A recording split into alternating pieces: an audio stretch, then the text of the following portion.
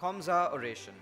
The title of this year's oration is an overview on the evolution of medical legal system and its current status in Sri Lanka.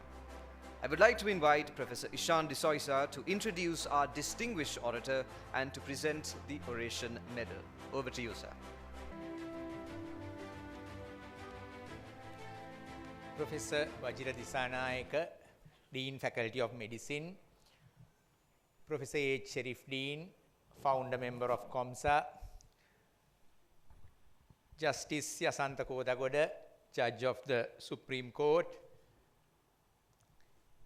members of CoMSAA, council members, ladies and gentlemen. It gives me intense pleasure to present to you Professor Muditha Vidanapathirana, who is this year's CoMSAA orator. He, like me, had his education at Ananda College, Colombo, and entered the Faculty of Medicine and graduated MBBS in 1994. He also holds the Diploma in Legal Medicine, the MD in Forensic Medicine, and also an MA in Criminology from the University of Sri Jayawardenepura. He is also a fellow of the Faculty of Forensic and Legal Medicine. He is currently the Dean of the Faculty of Medicine, Uwa Wellassa University, Badulla, Sri Lanka.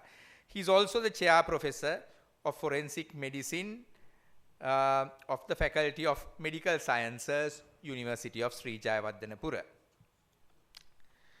He has authored 9 books. He is an editor-in-chief of the Medical Legal Journal of Sri Lanka, and he has more than 200 publications and has won several research awards. He also has supervised more than 20 successful postgraduate trainees. And he has also supervised international medical students. He is a visiting lecturer at several universities and an examiner at many universities in Sri Lanka. He is also a UN consultant on gender-based violence. He has developed several academic programs, and he has been the president of the College of Forensic Pathologists of Sri Lanka, and importantly, the chairman of the National Child Protection Authority, the NCPA. He is also a council member of the University of Sri Jayawardenepura and a vice president of the Indo-Pacific Association of Law, Medicine and Science. Currently, he is also a council member of the Medical Legal Society of Sri Lanka, and he was appointed the chair professor in forensic medicine of the University of Jayawardenepura in 2016, a post he holds to date. And he, as I mentioned earlier, he is also the senior professor in forensic medicine. He is a distinguished alumnus of our medical school, and I am very proud to invite him very happy to invite him to deliver the CoMSAA oration for this year. Thank you.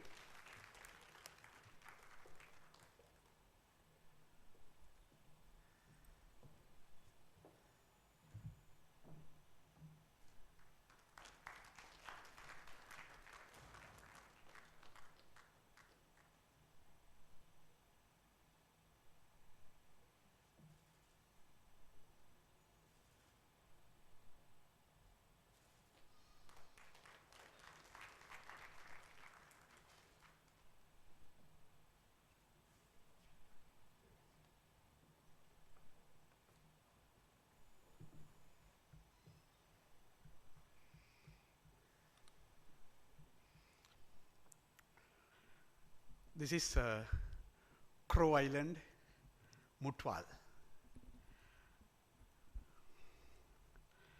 Rita Jones Manoharan, one of beauties from India, got married to one of Sri Lankans and came over to Sri Lanka to have their honeymoon. while they were walking along the Mutwal beach, suddenly 4 people appeared. She was abducted, raped, and murdered. So this was 1998. I was a diploma holder at Judicial Medical Officer's Office, Colombo. So my supervisor, late Dr. LBLD Alvis sir, requested me to attend to the scene visit, examine 4 suspects. So there was a huge public outcry. Therefore, a trial at bar was appointed.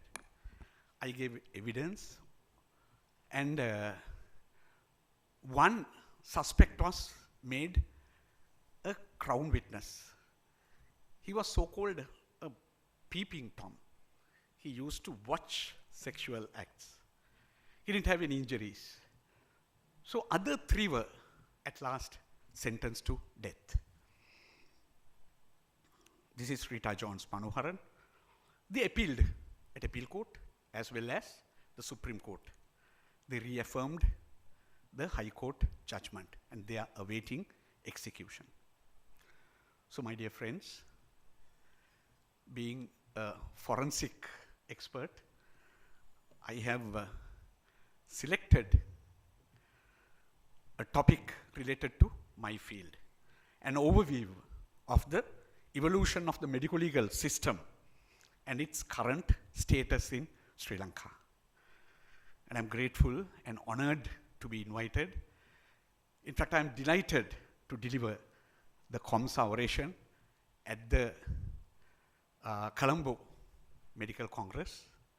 And at the outset, I must extend my sincere gratitude for the organizing committee for giving me this great opportunity. So,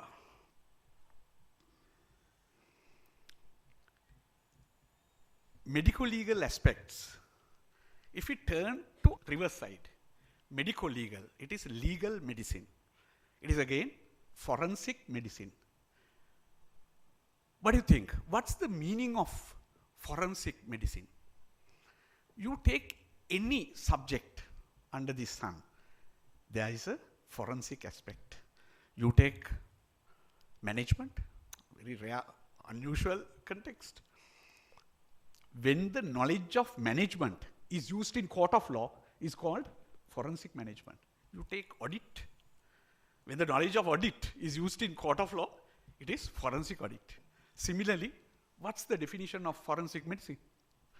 It's the knowledge of medicine. What you and me practice day to day is used in court of law, is called forensic medicine. So forensic medicine has 5 main branches. That's the beauty. So when we deal with deaths, it's called forensic pathology.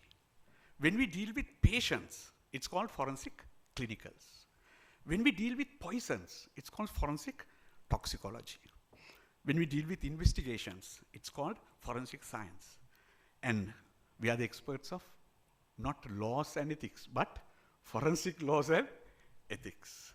So my dear friends, if you visit our offices, we are usually called as Mini Kapana Mahathuru.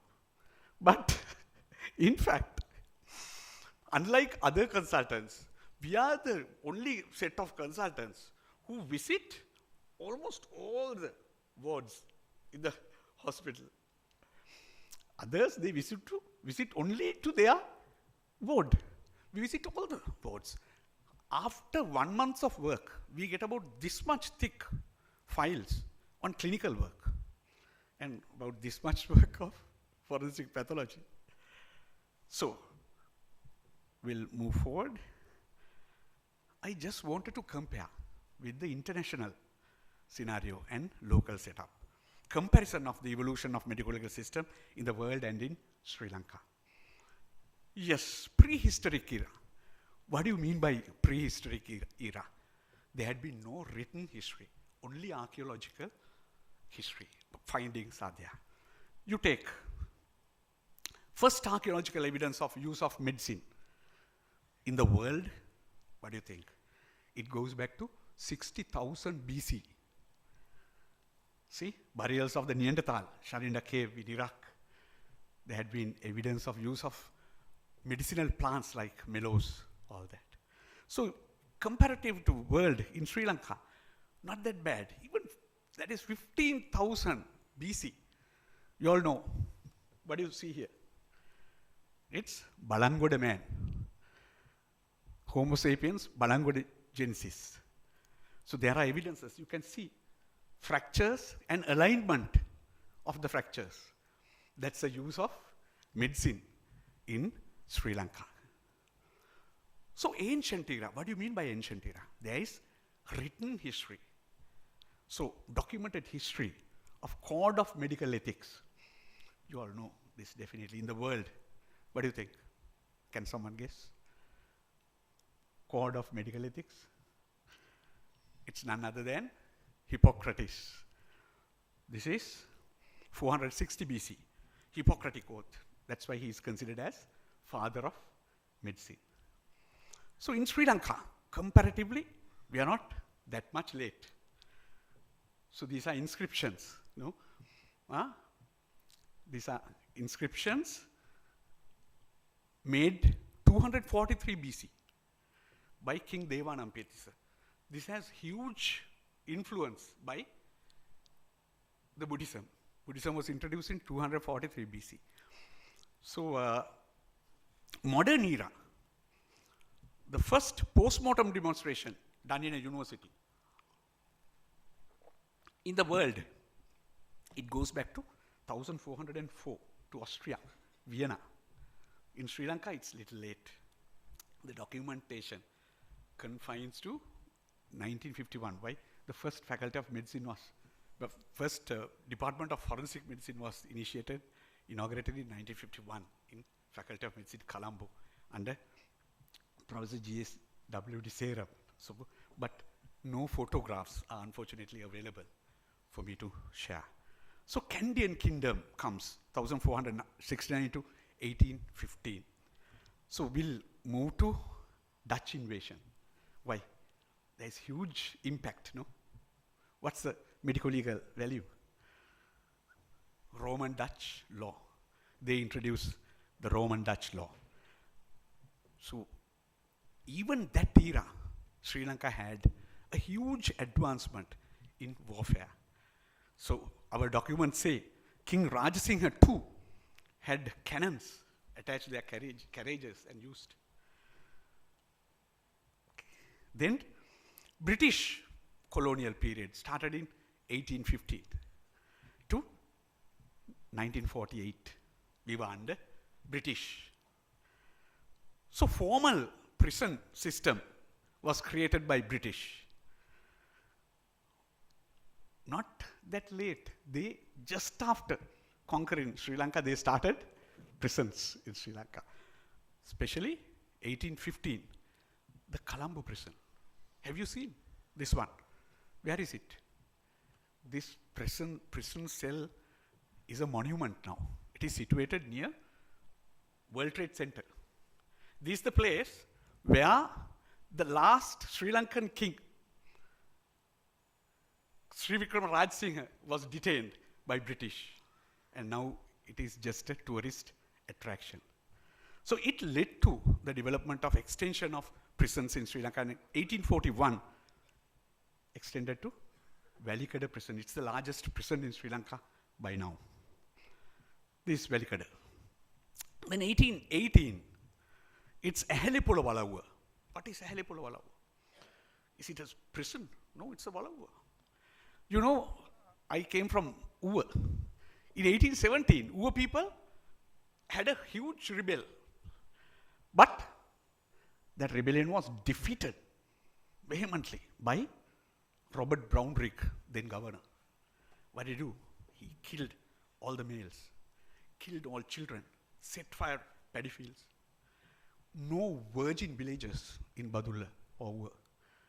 All immigrants like us.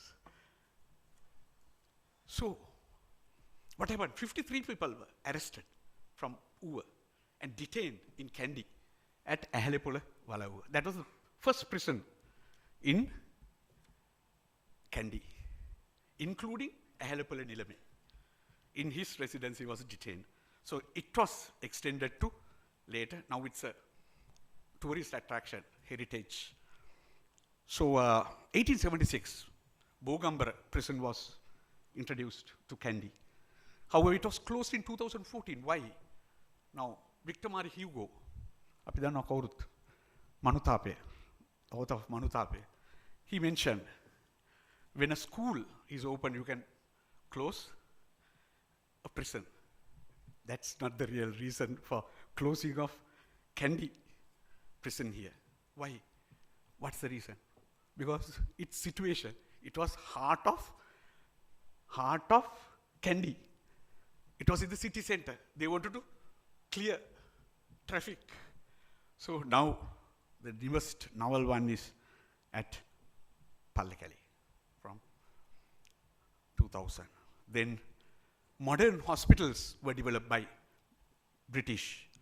1819, first modern hospital was built. Where do you think? Battle in Uva by Robert Brownrigg. The same governor made hospitals in Colombo. Colambata Kiri, Abita Kakiri. This is at Prince Street with 100 beds. 1864, it was extended as General Hospital, Colombo, with 687 beds. In addition to that, out of those, 62 were paying wards. Even I work at Teaching Hospital, Colombo South. We don't have paying wards. At that era, they developed paying wards. So British colonial period, development of departments of forensic medicine. Our departments, we belong to forensic. So first one was developed in Colombo. 1870, Colombo Medical School was developed. In fact, it was converted to Colombo Medical College in 1880. Then 1942, it was renamed as Faculty of Medicine, Colombo. Why? Why do you think? Because Colombo University was inaugurated in 1941. So then only 1951, Department of Forensic Medicine, Faculty of Medicine was inaugurated. So you and I trained in that department. After 90 years, the second Faculty of Medicine was inaugurated. That was in Peradeniya. 1962, the Department of Forensic Medicine was inaugurated.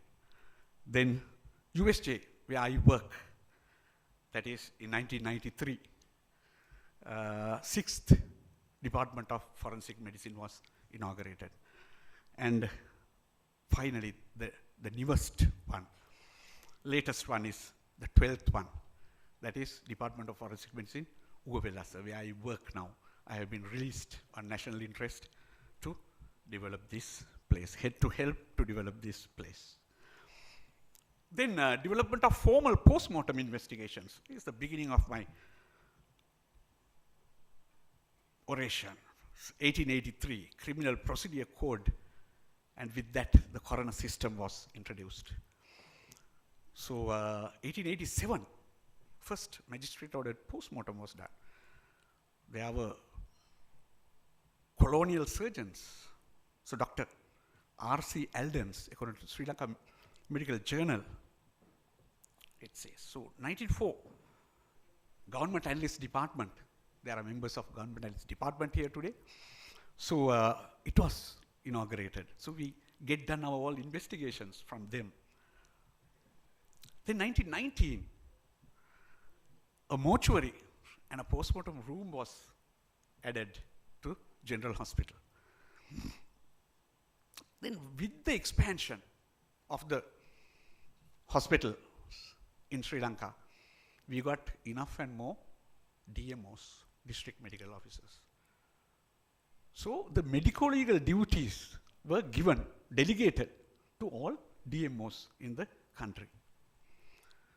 However, my dear friends, by 1933, there had been no JMO in Colombo.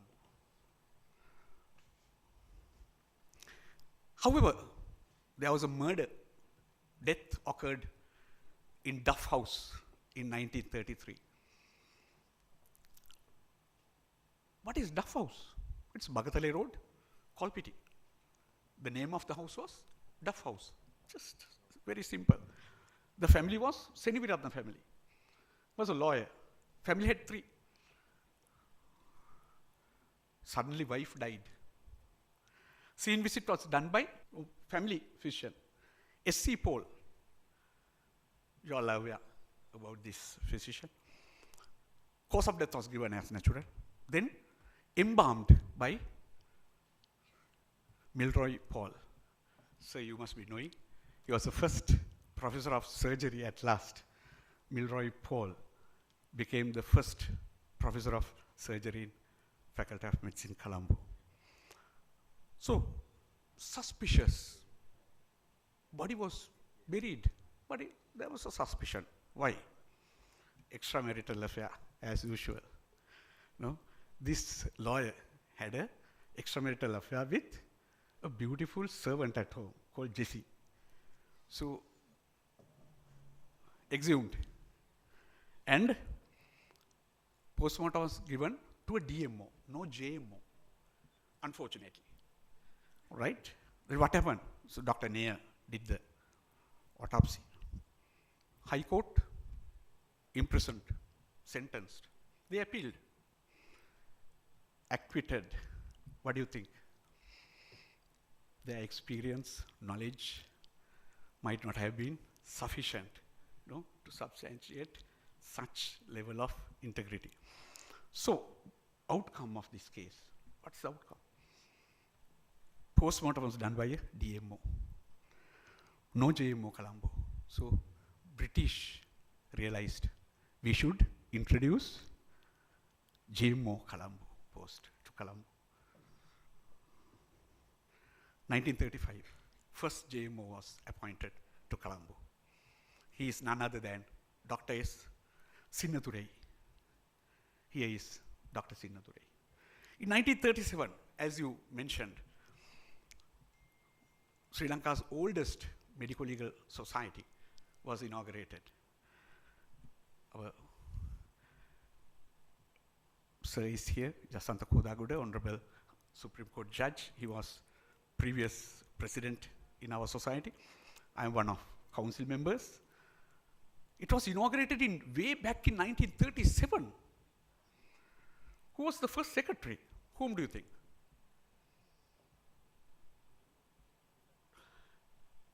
It's J.R. Jayawardena. Such a big organization. Then in 1937, Bracegirdle fought for right. Who was Mark Anthony Bracegirdle? Our senior, our teachers must be knowing the real history of this. He was a UK-born Australian citizen. He was a communist, anti-imperialist. He came out of Sri Lanka and fought against the government. It was a menace to the then governor. He requested to arrest and expel from country. So what happened? He was arrested.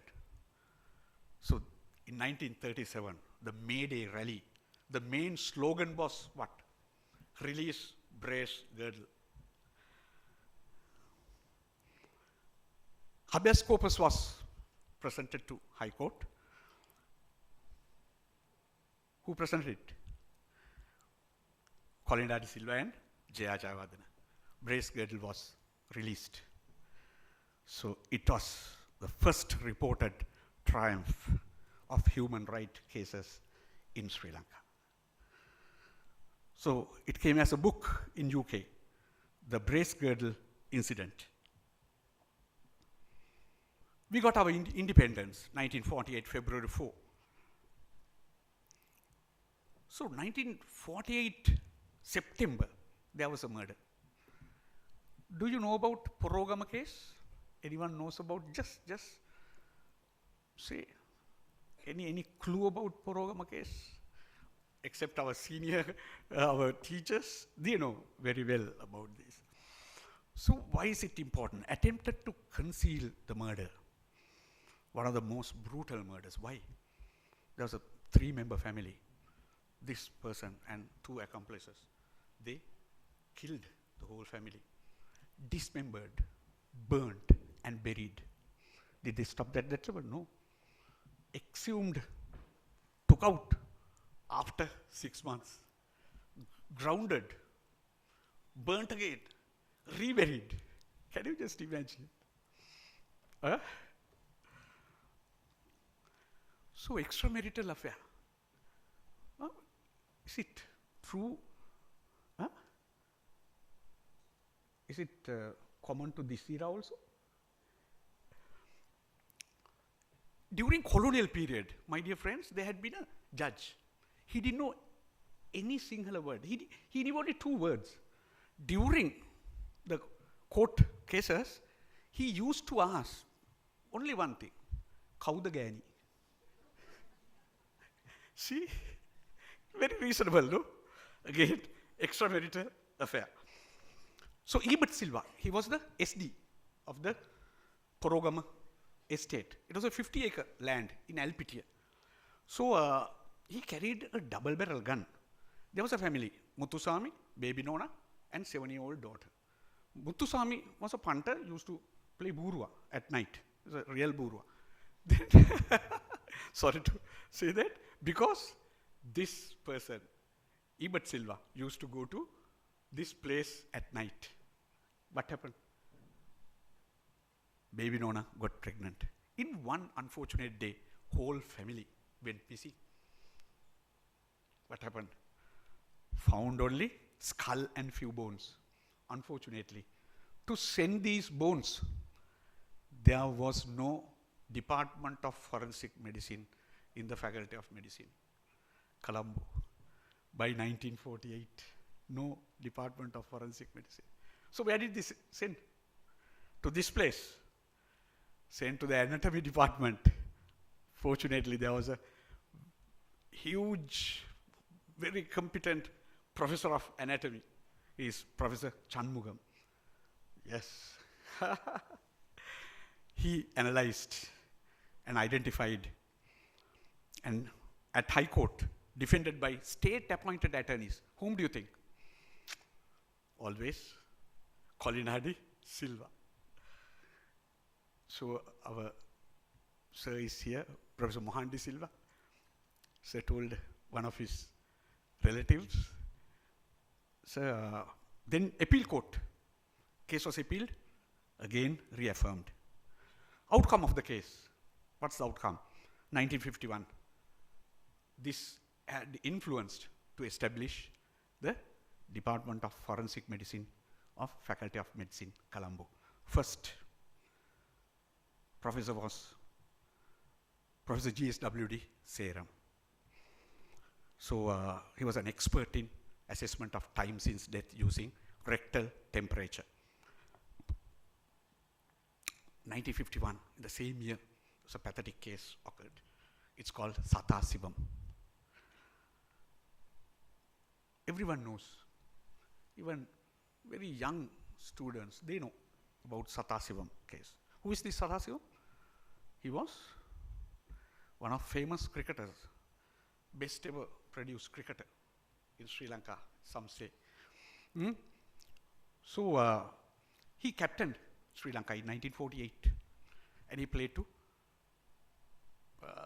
Sara and Tamil Union. He had a family of 5, 3 children and wife. So extramarital affair. This is a tragic situation. Is it only in Sri Lanka? So incident, found dead in the kitchen with a Bangadiya on the neck. And there was evidence that Sathasivam had been there at home by 10:30 a.m. So they had a small dispute and they were divorced, in fact. But he used to come to that place. So police, Sathasivam was arrested. There was another person in the house, that is William. William was 19 years old, domestic. He went missing. Scene visit was done by Professor G.S.W.D. Seram. And time since death was assessed by rectal temperature and 2 other methods. It was assessed as 10:30 to 11 a.m. Postmortem was done by the same professor. What were the findings? 3 external injuries and 11 internal injuries. What were the 3 external injuries? Neck injuries with kohubat on it, and shoulder injury and head injury. The cause of death was given as manual strangulation. Then victims were examined by Professor G.S.W.D. Seram. Sathasivam had no injuries. However, Williams was arrested after 10 days, and he found hand injuries and face injuries. At the High Court, William was made a Crown witness, government witness, and defended by Colvin. At High Court, both were sentenced to jail, and they appealed. Not they, Sathasivam appealed. So Sathasivam proved that he left before 10:30 a.m. from his home in 3 ways. Professor Sidney Smith came over to Sri Lanka from Edinburgh, was a professor of forensic medicine in that university, and he assessed the time of death, and he mentioned it's 11 a.m. to 12 noon. Then Quick Show taxi service driver gave evidence, and he told by the time he took Sathasivam, Mrs. Sathasivam was standing near the main door. So that is, he proved before 10:30 she was alive, and he left at 10:30. And a note made by Mrs. Sathasivam near the telephone, it said 10:30 and 8:30. She used to write always the time of giving telephone calls to this taxi service, Quick Show taxi service. So she has made 2 entries, 8:30 and 10:30. It also gave another proof that she was alive by 10:30, and Sathasivam has left by 10:30. At the same time, Sathasivam attempted to prove that Williams, this domestic, killed Mrs. Sathasivam in 2 ways. One is, Professor Sidney Smith mentioned Williams had kohubat in his hand. Yes. Madam Sathasivam had kohubat on the neck. She had injuries on the neck. And William had injuries in his hand. Injuries are due to manual strangulation by William. Then an inmate of the prison also gave evidence and mentioned that he had told that William, killed Mrs. Sathasivam in the kitchen. Being the Crown witness, indirectly, William also had proved that he had left before 10:30. Can you just imagine? How? In 2 ways. He had robbed some jewelry and sold to Dehiwala jewelry shop. He gave evidence that he sold it at 9:30. And another person, one Shanmugam, gave evidence that he saw in Vellavath at 9:45. So, what do you think now? Huh? Who has killed? No one. So, judgment was given by Honorable Judge Oration. Both were released. So, why it is important? Disagreement of time of death, and no accused was found. At last, the culprit was Wangediya.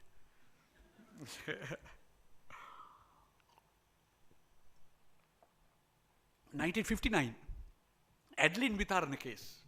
Have you all heard about this? Adeline Vitharana, one of beauty's incident. This is Jailad Anandaguda. He was in Kalutara. Adlinitara was Katukastora. Huge distance, but those are not barriers for extramarital affairs. You see? This, I think, an identity, no? So she got pregnant. One of the most brutal murders. She wanted to get married to this person. Always requested. One day, he told, come, we'll go and marry. She came to Kalutara. In his vehicle, they went to Vilpattu, near Anuradhapura. Used own vehicle to run over, killed and run over. But to conceal that, that's the brutality, he hired another vehicle and ran for that number of kilometers also. So, post-mortem investigation, one of great JMOs, Colombo, that's WTL Fernando, did the post-mortem. And identification was a huge issue because the body was at a higher level of putrefaction. So facial identification was impossible. There was a technical officer at the Faculty of Department of Forensic Medicine that time. His name was Webster. What did he do? He took a photograph. He took X-ray, overlapped. It's called photo superimposition and helped to confirm the identification. At the same time, the undercarriage of the vehicle had hair. Those were also used, attempted for identification. In 1983, it came as a film, Dadema. You all must be knowing this one. So that person was sentenced to death. So outcome of this case, the first reported case of photo superimposition in Sri Lanka. So forensic toxicology, I was just 1 year by this year. So Padmini Kulratna murder. Family of 4, Dr. Kularatna, Padmini and 2 children. So incident. So this is, shall I stop this? It's disturbing me as well. Extramarital affair again. So why arsenic? Killed by using arsenic. What happened? There was a pretty lady in the dispensary. It's called Aryavati. Doctor had an affair with that one. He requested divorce from Padmini. Padmini didn't agree. Therefore, she was house arrested in the upper floor. Food was sent via a pulley and added arsenic. Why arsenic? Arsenic was very common with doctors. It was a drug used for fever. Why arsenic? For killing. It was colorless, odorless, and tasteless. Can be easily used mixed with food. So it was used for chronic arsenic poisoning murders in the past. So at last, she died. So postmortem was done by Professor H.V.J. Fernando, Faculty of Medicine, University of Ceylon. Cause of death was arsenic poisoning. High Court, 3 were sentenced. Who were the 3? Dr. Kularatna, Dr. Kularatna's mother, and mother's servant, Sophia, were sentenced. Appeal, acquitted. What do you think? All 3 were acquitted. Very unfortunate. Such a brutal, pathetic incident. But all 3 were acquitted. There should be some problem of the evidence or the science. Someone has to find a solution. Outcome of this case. First reported arsenic poisoning murder in Sri Lanka. Doubt was created on the expertise on toxicology at the courts. So, from that day onwards, Faculty of Medicine, Colombo, started another mission.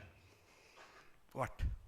They started developing forensic toxicology in their department. What was the outcome? 1990, Department of Forensic Medicine was renamed as Department of Forensic Medicine and Toxicology. That was the beauty. So by that time, we were in the faculty. Our dean was Professor Kodagude and head of the department. So this is Professor Kodagude. He's the person who converted Department of Forensic Medicine to Forensic Medicine and Toxicology in 1990. Then my supervisor is here, Professor Ravindra Fernando. Sir, in 1990, he wrote a Bible of management of poisoning. He is not only a forensic expert, but also a physician. So he wrote Management of Poisoning. Every house officer, every medical student, every doctor carries this book, or they have their book at home. Thank you very much, sir. Making us proud. 1969, Kalattava case. Have you ever heard of this? Kalattava case? One of the brutal murders. Yeah. So Alfred Soisa was an apothecary. A small relationship for us, no? With us. So also type of doctor. And he had money. He came to Anuradhapura. He earned money and bought Kalattava estate. And he got the Arak license. He didn't stop there. He started illicit liquor and ganja business as well. Inside the Kalattava, there's no limit for their cravings. No? It's a very bad side of this whole story.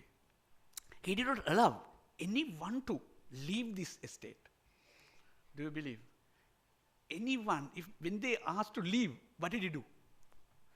He organizes a huge farewell. Dance, music, liquor, everything. They have never reached home. He had two buddies, Kalu Albert and Willy Mama. They tie those people very secretly, tie to a tree and set fire alive and bury. No one had reached home, right? What is the incident? Two persons competed for Arak Rende. Money issues, no? So Arak Rende was the issue. What did he do? What did Alfred Soisa do? Just invited for a dinner, as usual. Had a dinner. They came in a vehicle, had dinner. What? They never returned. Vehicle was buried in the same land. They were burnt alive. Burnt alive they were. See how pathetic. At last, we found only bones and a buckle. Few bones and a buckle. What happened?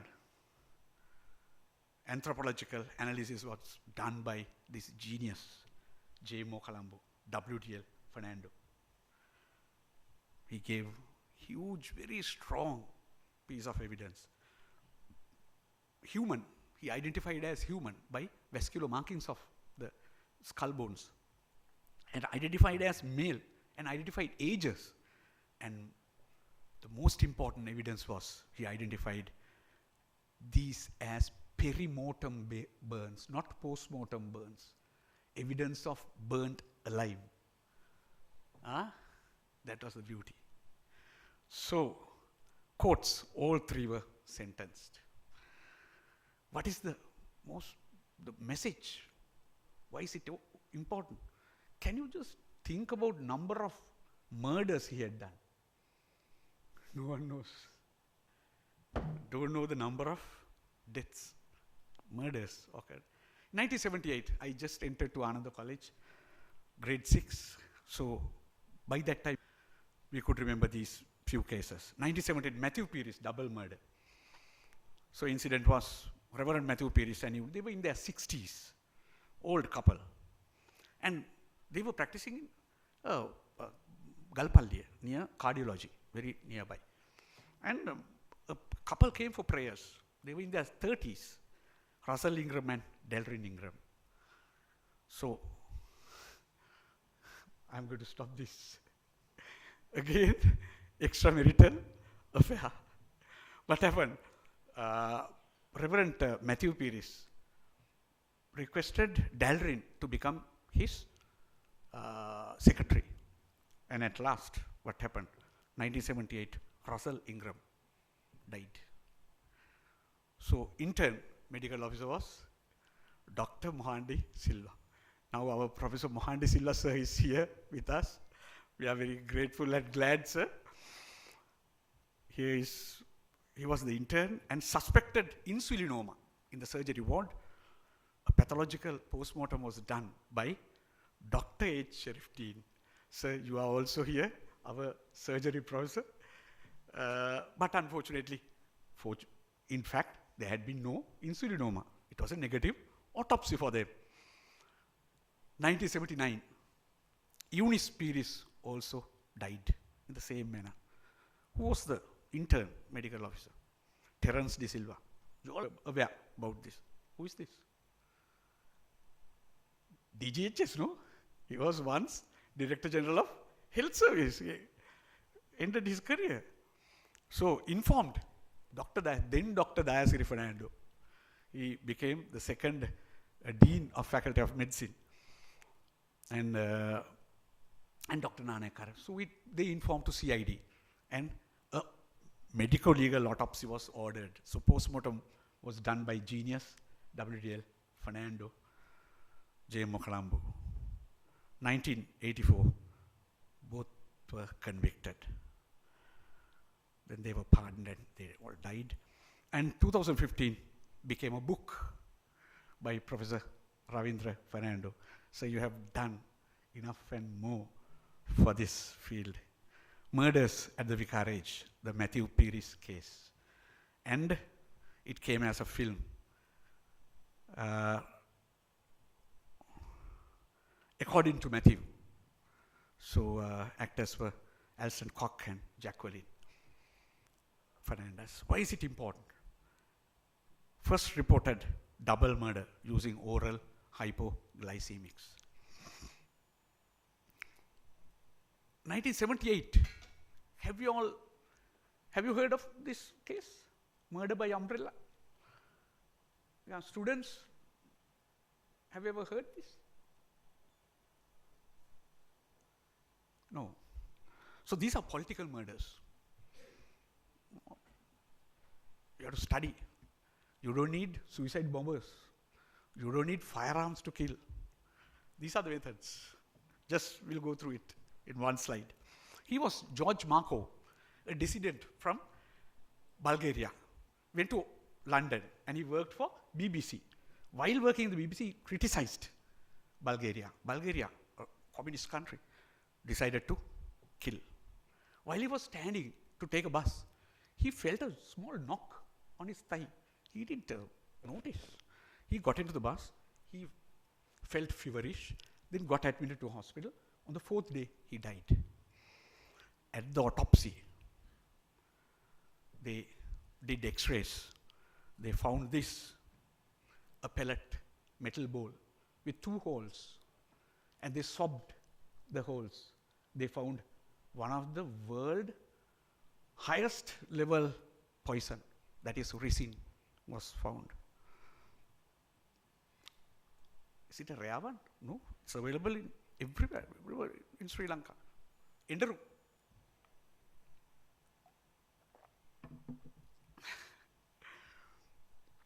Then weapon was improvised, specially developed. It's an umbrella. There at the end, the pellet had been kept. Barrel and the pellet. It's a firearm. Right? So George Markov, he died as a political murder. There's a book written on him. So it can be read in one of my books. It was printed in 2023. In 2006, Alexander Litvinenko was a Russian KGB person, ex-KGB, dissident, and he went to UK So Russia, including the president of Russia, current president of Russia, there is an allegation like that. They decided to kill. 2 Russian agents were sent to. 2 Russian agents were sent to UK at a hotel while he was taking tea, to a green tea, added what? Small thing, polonium was added. Yeah, polonium was added. What happened? See the outcome. Went into bone marrow failure, multi-organ failure, alopecia, all that, and died. So you don't need suicide bombers.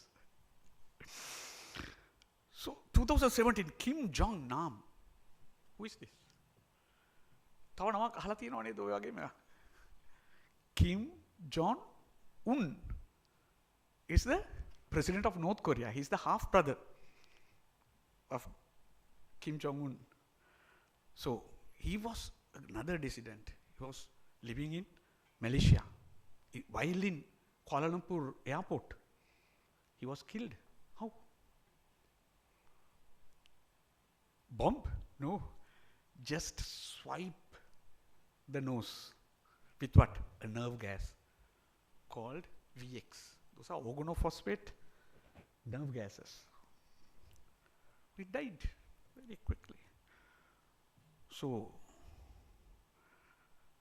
poisoning should be suspected in every unusual death of especially diplomats, embassy staff, armed forces. You can remember in 2003, Gangoduvila Somathero's death. So at St. Petersburg. So allegation was poisoned by international agency. So now, therefore, obscure deaths are finally screened for nerve agents and radioactivity. For example, at Teaching Hospital Karapitiya, Dr. Ruwanpura, he has already started these type of screening methods. Thank you, Dr. Ruwanpura. Then 1986, first DNA trial was done in the world. 2 murders in 3 years. First, 1993, Linda, she went to meet a friend in Narborough village. She never returned. Body was found with ligature strangulation. Suspect was not identified. Then another girl called Dawn Ashworth, she left home, similar to that one, to meet a friend. She never returned. Found in similar manner with ligature strangulation in Narborough. They suspected a serial killer. 1983, as usual, Buckland was sentenced to jail. In any country, even USA, at any given time, 10% are innocent in the jail. Always, we have to be careful when sentencing. That is the reality, even today. Now, Buckland is serving a huge sentence from 1983 onwards. Luckily, science intervened. 85, Professor Alec Jeffrey introduced DNA analysis. So he compared in 1986 both samples, stored old samples were compared and released Buckland. Then a serial killer is in the town without identifying. People were scared. They did a community screening. Out of 3 villages, requested more than 2,000 people from 17 to 35 years of age. All came, except one. Except Pitchfork, on behalf of Pitchfork, Collie came for 200 pounds. At last, police arrested Pitchfork. Then tested these stored samples. What happened? Confirmed. Both tallied with both girls. That was the first ever DNA criminal trial in the world. Why is it important? This is the first DNA trial in the world. And beauty is the use of few years old stored vaginal samples for testing. That's the beauty. So it is, you can read this. This was written in 2007 by me. So 1990, Richard de Souza murder. It was another political murder. As you all know, media personnel with international reputation alleged to have been killed by state forces. SSP Ronnie Gunasinghe, Rani, mother of Richard D'Souza, while she was watching TV, she saw Ronnie Gunasinghe. She told, this is the person who came to abduct my son. Investigation started. And at last, what happened? Dr. K. Nadesan gave evidence. Cause of death was firearm injuries. Courts, 3 paramilitary members were convicted, except this SSP, Ronnie Gunasinghe. Then 2025, film, Rani, showed, screened. Then 1993, assassination of the president, R. Premadasa. You all can remember, we were in Faculty of Medicine. Then incident was Babu, one of his domestics, for more than 1 year. The blast occurred at Grand Pass during May rally. So what happened? Identification was the issue. So there were no DNA facilities were available at that time. This is 1993. DNA was established in Sri Lanka in 1999. So we had to take the head of Babu to London. So it was taken by my supervisor, Dr. S.M. Kolambagesa. So taken to Metropolitan Lab, and finally identification was concluded. Then 1998, Chemmani excavation was done by Professor Chansri Niriyalla. Jasantha sir, you must be, we all went. That was a beautiful excavation. The leadership was given by Professor Chandrasiri, but we must remember this gentleman. The magistrate was Ilan Chelian, now he is a higher level judge. This is Professor Nirayala K. Chandrasiri. This is none other than our Supreme Court judge now currently, Honorable Judge Jasantha Kodagoda sir. Then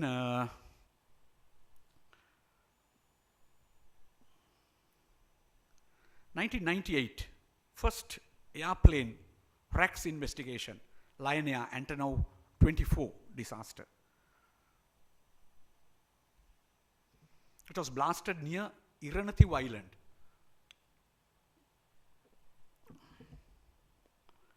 So it was carrying 50 passengers and 6 crew members, all died. Missile attack by LTT. Recovery. The team was headed by Professor Anand Samarasekara, late Professor Anand Samarasekara. It was a beautiful investigation. We were in the team, we all went.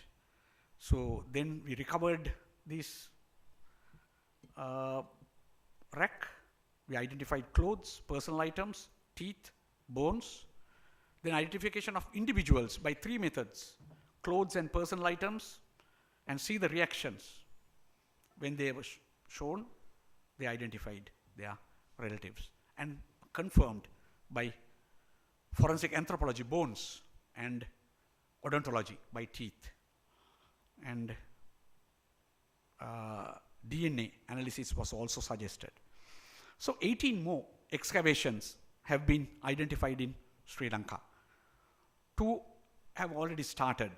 Now one is at Mathara, it is done by Professor Clifford and Niriyalla, Kiriyalla, no? Yeah.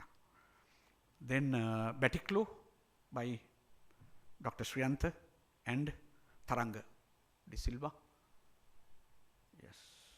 Then the book I have written, Student's Guide to Forensic Skeletal Analysis. It is for medical students. So 1998, Nallathambi case. A father sexually abused a child, her daughter. Daughter mentioned a stone was inserted to the back anus.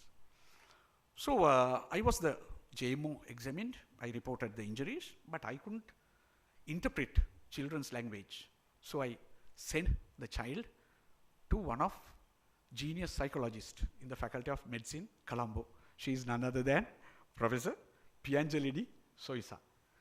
So she mentioned this stone is, the child relates it to the penis of the father. And at the same time, we found another important personality came over to Sri Lanka from Sweden. What did he do?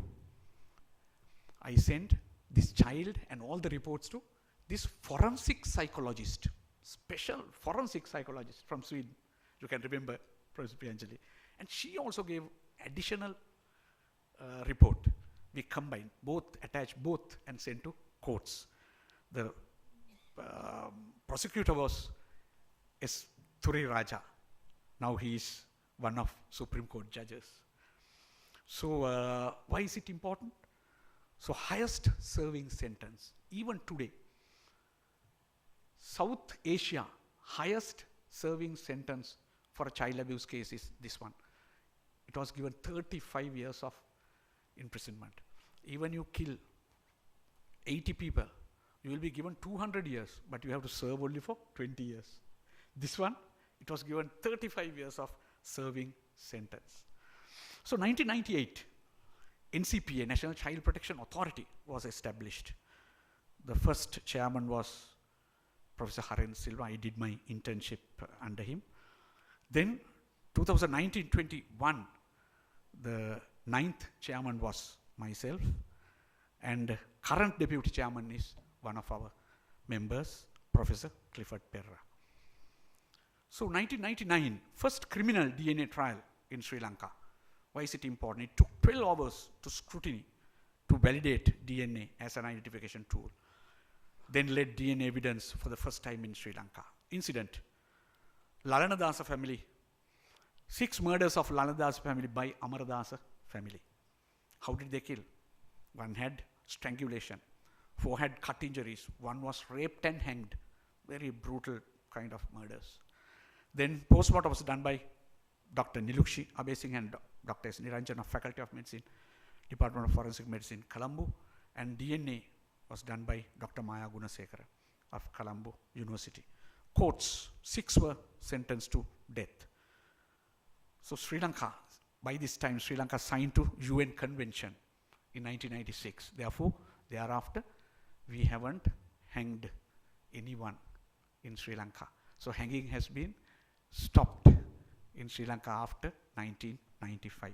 So they are awaiting in the death row. So 2005, Yvonne Johnson murder at Royal Park. Incident, murder in a staircase. Scene visit, suspect's DNA samples were taken from a fingerprint on the 19th floor of one of railings. So they took the gene tech. And postmortem was done by MP A.B. Abesinghe, consultant JMO. And cause of death was given as ligature strangulation.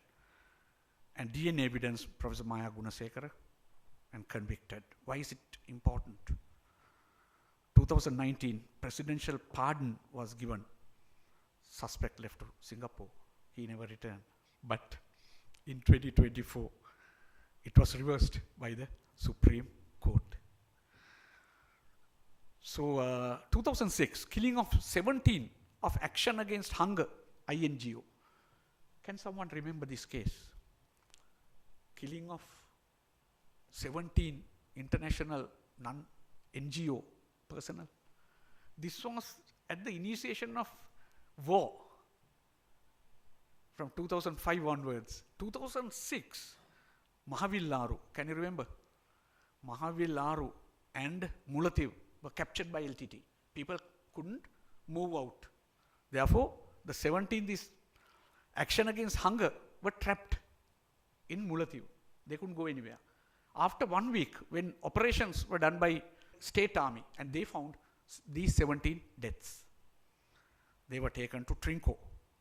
And postmortems were done by Dr. D.L. Vaidyaratna, the JMO, Anuradhapura. He went to Trinco and did the autopsies. No X-rays were available, therefore buried as the second best method of preservation. International human rights issue arose. Jasanta sir knows about this case very well. He was instrumental in this case. Then exhumed bodies were brought to Colombo. Second postmortem, Dr. Vaidyaratna did. International observer was Dr. Malcolm Dodd. So this was the issue. When the bodies, all 17 bodies were x-rayed, we found 10 fragments, metal fragments. Out of those, the most important two small fragments had been there. What was the issue? Additional government analyst, Mr. WDGS Gudatilaka, he told these two small fragments should be 7.62 millimeter bullet, steel inner core of T56 rifles. But Malcolm Dodd mentioned it is 5.56 bullet of M16. M16 had been used by STF in East during those period. So real size of the fragment was assessed. That was 5.6 millimeters. Can you just think about this mathematical issue? 5.6 is larger than very few points than a 5.56 M16 bullet. Therefore, it can't be a fragment of M16 bullet. They wanted to relate this to STF M16 bullets. So at last, what happened? The international community agreed, accepted our government analyst and pathologist report. That was a triumph of our medical legal system. Forensic science, 2008 to 2015, Kotakethana murders. There had been like a serial killing of elderly women. Became a public issue. 17 deaths over 7 years. So importance was identified a serial killer by Ruwanile Peruma using DNA. For 6 cases, one serial killer was identified. The other important thing is I analyzed all 17 deaths. I got hold of the pathologist conducted all these 17 cases, Dr. Article, everyone, and we analyzed. And finally we published it. We found 4 types of murders: serial killer, mass murderers, isolated murders, and copycat murders. What do you mean by copycat murder? One son killed his mother and dumped by the side of Kotakethana. What's the reason? No reason. He had seen this in media. He had learned from media. Those are called copycat murders. So 2011, Christmas Day, killing of British boyfriend and gang raping of Russian girlfriend by 6 people. So boyfriend, Sheikh, postmortem was done by HTK Vijayveer, consultant JMO, and cause of death was stab injury. And victim examination done by Dhammi Louise Heva. She is one of toxicology specialist. And why is it important? Main suspect was a chairman of town council of Tangor, and victims were international. And it was done in a public place, in a restaurant. Significant political influence. They were bailed out from magistrate court, and this chairman went back to town council and held the chairman post again. So it was a huge public outcry. It went up to the Commonwealth level. And finally, at the High Court, 4 were convicted for life. So 2015, urine multi-drug screen test. So this was a historic event. No, Ruwanpura? This was a huge event of forensic medicine and medical legal aspects. Why is it important?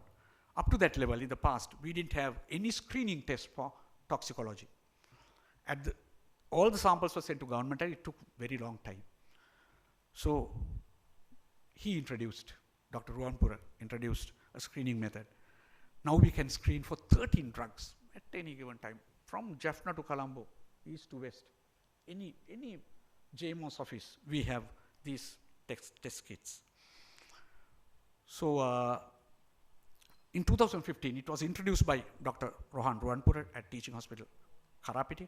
By 2018, it was made national. And now it's being used by, not only by us, by Transport Ministry, then Army, then Forensic Psychiatry Services, and many other places. Thank you very much, Dr. Rohan Ruwanpura. 2015 is Vidya, rape and murder. Why is it important? Crime scene showed premeditation and extreme violence. Allegation, videoed fatal rape incident and pornography for dark web. Incident, gang rape and murder of 18 years old schoolgirl.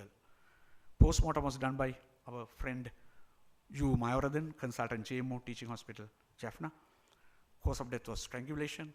DNA was done, sent to government and no results, but after 6 months, it was sent to Gene Tech and links were established.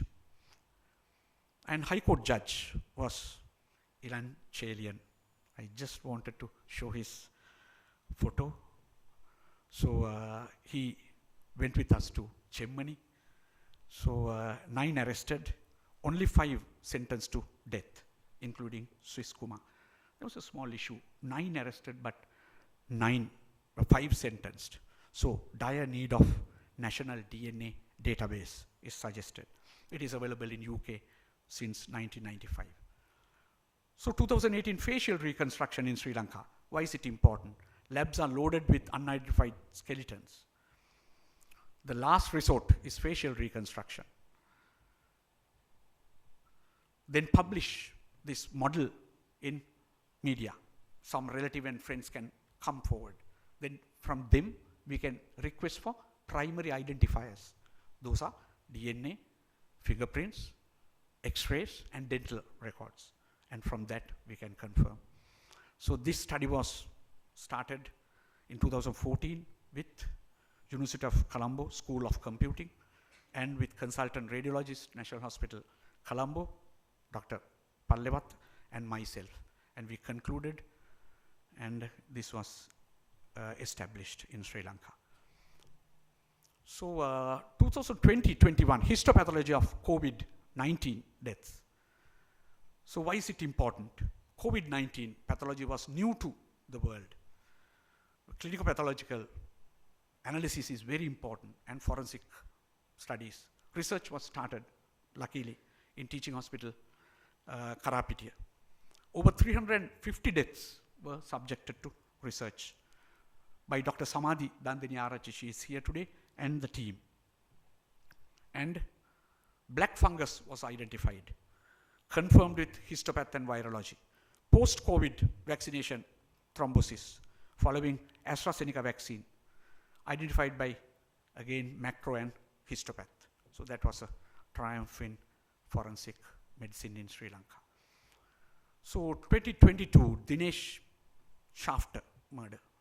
Incident, prominent businessman was found dead. Why is it important?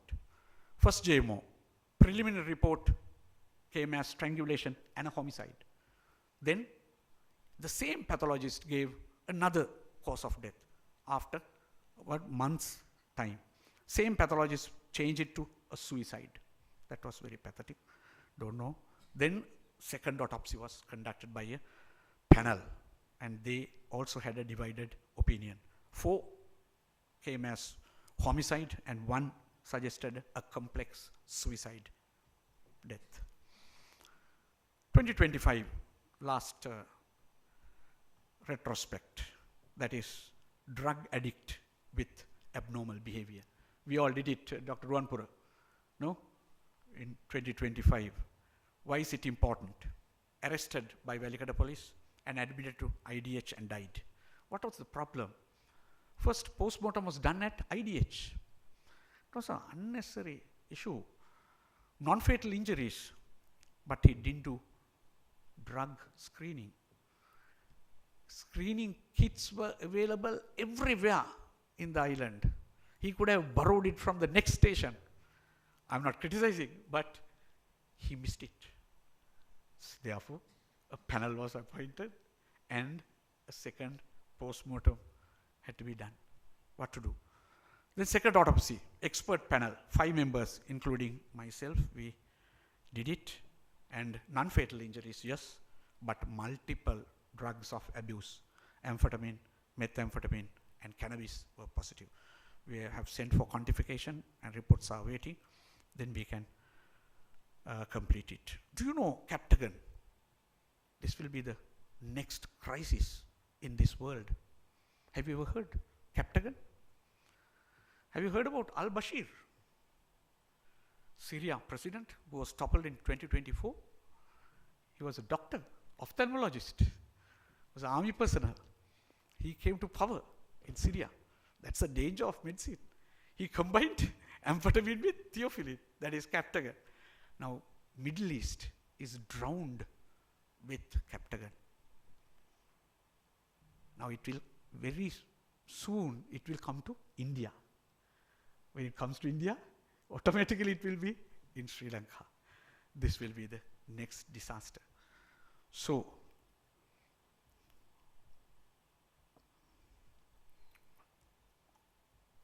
current status, what can I say? Forensic pathology, we are very proud now.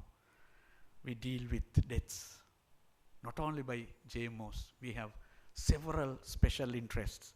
Forensic histopathology, we have 10 subspecialists. You won't believe. We have 1 consultant, 4 acting consultants, 5 associate specialists. See the beauty. We have done our part, I would say. We have a long way to go, but certain anthropology, we have 2 consultants. We have 1 acting consultant. For forensic pediatric and neonatology, we have 2. 1 consultant and 1 acting consultant. Isn't it sufficient? I think we must be proud of. Then forensic clinicals deals with patients. We have several special interests. Forensic clinicals, we have 3 specialists. 1 consultant, 1 acting consultant, 1 associate consultant. Forensic psychiatry, from the board of forensic, board of psychiatry, we initiated it from our board, and they have developed up to now 4 consultants, forensic psychiatrists. It's a huge success. And forensic odontology. In fact, we wanted to create it through dental board, but it failed. So we need to develop that. Medical legal clinical examination, I just wanted to highlight, because lot of problems, eligibility, only for government medical officers. Dr. Senanayaka always highlight this fact. Any government medical officer can see clinical patients. However, academics of Department of Forensic Medicine in universities, among university departments, only academics of forensic medicine can do medical legal work. I can remember one case, a pediatrician examined a rape case, and it was a huge issue in the courts in the past. Private medicals are given. Even I can remember when I was a trainee, myself and my trainer, Alvis sir, we have gone to National Hospital and examined patients based on different reports given by our teachers. It was so upset. So, court appoints panels now very commonly. What do you think, Dr. Hevage? We come across a lot of panels, appointment of a lot of panels now in the recent past. So this is not a very healthy. Most of the time, our Professor Sanjay, Professor Dhammika, they have been appointed to these panels, and a lot of other members need to maintain trust. My appeal to my colleagues, whenever you give a private medical for a court, you have to be very honest. So forensic toxicology deals with poisons, special interest. 2 are here, 1 consultant and 1 associate consultant. Forensic science, police department and government analyst department, they are doing very well. So now you all can understand. How do you think Haven't we done our duty to this nation? I strongly believe Sri Lanka will be the forensic hub in few years' time. This is the first slide I showed to you. This is Crow Island Beach. This was a place where Rita Jones was murdered. Very recently I saw in media, there was a wedding is taken place at the same Crow Island Beach. That should be our dream. From east to west, north to south, there should be a day we should be able to walk or travel without any problem. That's our dream. Thank you.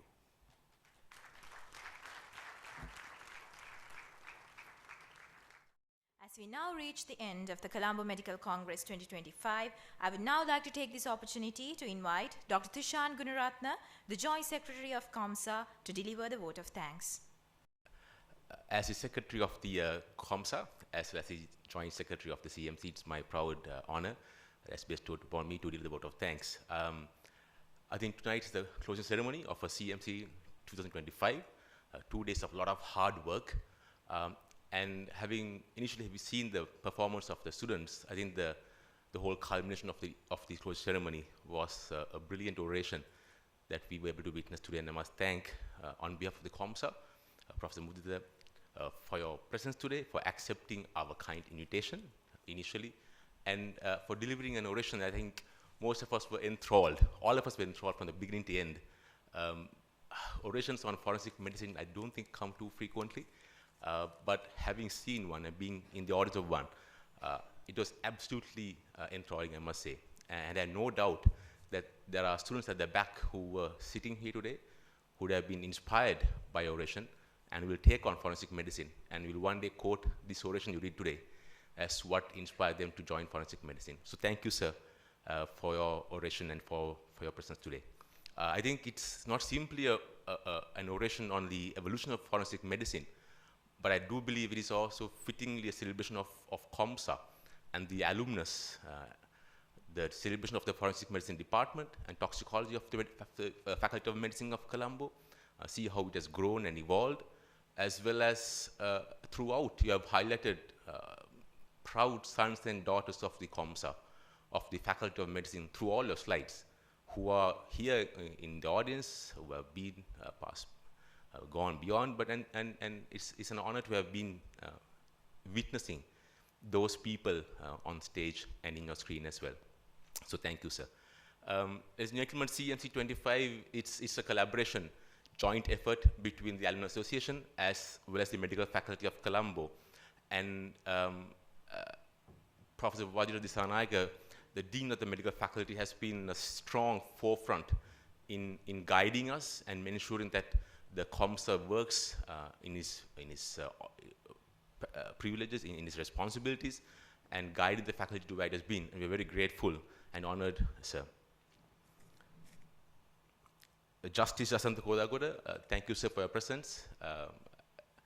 It's an honor to have you in our audience and amidst us. So thank you for your presence, sir. The Colombo Medical Faculty CMC 2025 celebrates shaping the future doctor through education, research, and innovation. And 2 clinical departments have taken the mantle of organizing this. And the Department of Clinical Medicine, the Department of Biochemistry and Molecular Biology. On behalf of the CoMSAA, thank you for allowing us to be part of this incredible event. And Chair Professor and the heads of departments, including Professor Pulani Lanrol, Professor Indu Vajatilaka, Professor Prasad Katalan, thank you for allowing CoMSAA to be part of this. And we're very grateful to have been here and to be a partner of this incredible event. It will be remiss of me if I don't appreciate the huge amount of people behind this task force, too numerous to mention in names. The administration run from Mr. Vajra Hettiarachi, SAR, to Ms. Himani Rajapaksa, Chief Bursa, to everybody behind us, the AV units, the technical staff, the students, the student workforce, Nikit Bhagya as the compeers of the event. We're very grateful and very thankful to all of you. Finally, everybody here, including the CoMSAA Council, the Executive Committee, alumnus who have been here, come today to celebrate the event, as well as CM25. Thank you for your presence today, as well as the members of the audience who have taken the time on the Thursday afternoon to come and spend your time and be part of this. And before I do finish, I think I need to be appreciative of the fact that the committee this time, under the leadership of Prof Shan D'Souza, my co-secretary with me, Dr. Akila, and the entire team has been a real strength behind all the work that has happened today. And we're proud to be closing the ceremony as well as closing the term of the current council, and we look forward to the new year. So let me thank you very much for your presence today. On behalf of the Faculty of Medicine, on behalf of the Current Medical School Alumnus Association, the CoMSAA, thank you again for your presence. I believe there's tea outside, refreshments as we do leave the hall, and I invite the CoMSAA members to join us on the 14th floor afterwards as we have our annual general meeting, and later on a more exciting CoMSAA night with Sri Lankan heritage, Sri Lankan food, and some music and dancing later on. So thank you very much.